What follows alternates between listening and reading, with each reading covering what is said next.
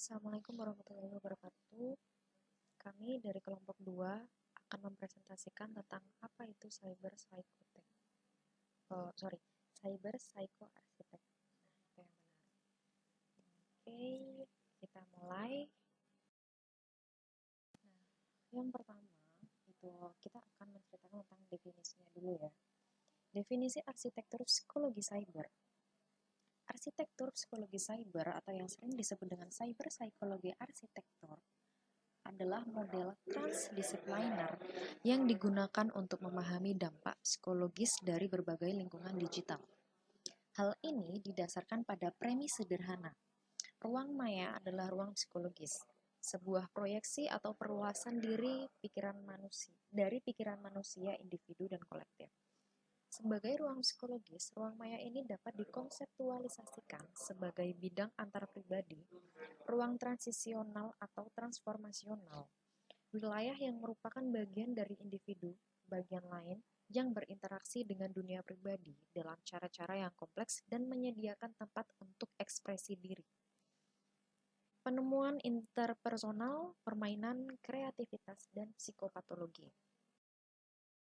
Nah, untuk lingkungan di cyber psychoarchitect ini ada beberapa, meliputi email, media sosial, konferensi video, games, dunia avatar, realitas virtual, dan yang lain-lain. Nah, untuk lingkungan mereka ini sebenarnya lingkungan itu menggabungkan dimensi yang berbeda dengan berbagai penekanan. Nah, selanjutnya nih, dimensi apa yang diminimalisir atau dimaksimalkan dan dengan cara spesifik seperti apa?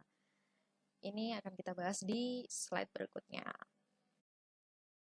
Nah, 8 dimensi arsitektur psikologi cyber. Psikologi cyber dapat memeriksa psikologis ruang digital sesuai dengan 8 dimensi yang berbeda. Masing-masing mencerminkan aspek yang dihasilkan komputer tentang bagaimana lingkungan online tertentu beroperasi, serta bagaimana pikiran manusia itu sendiri bekerja.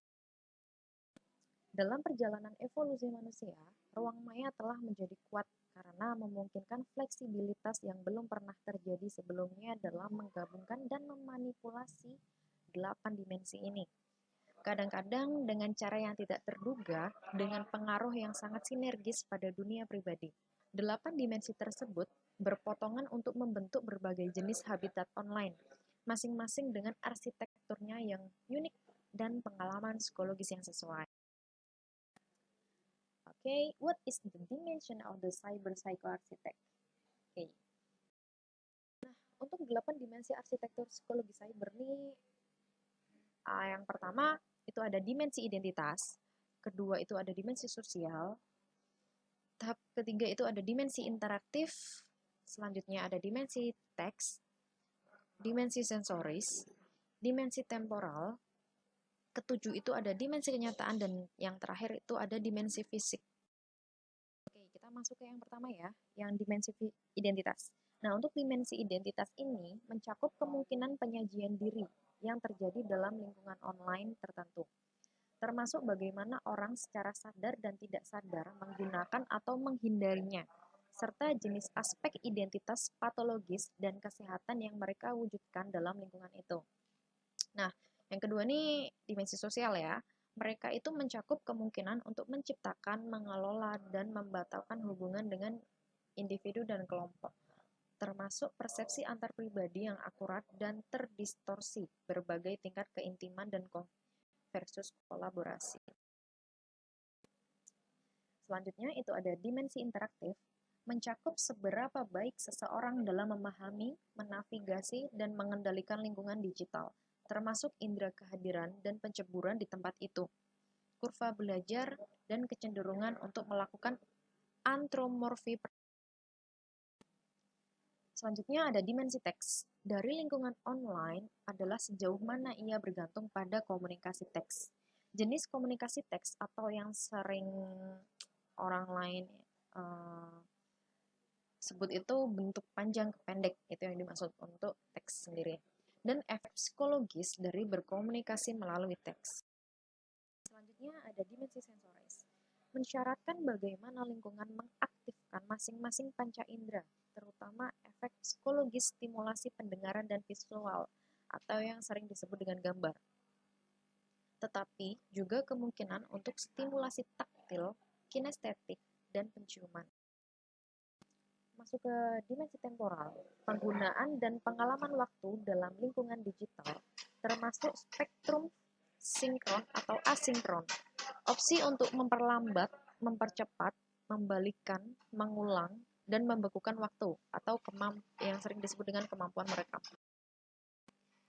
Selanjutnya itu ada dimensi kenyataan, mencakup seberapa banyak lingkungan digital menciptakan pengalaman berdasarkan fantasi dan seberapa banyak ia didasarkan pada keakraban dunia sehari-hari.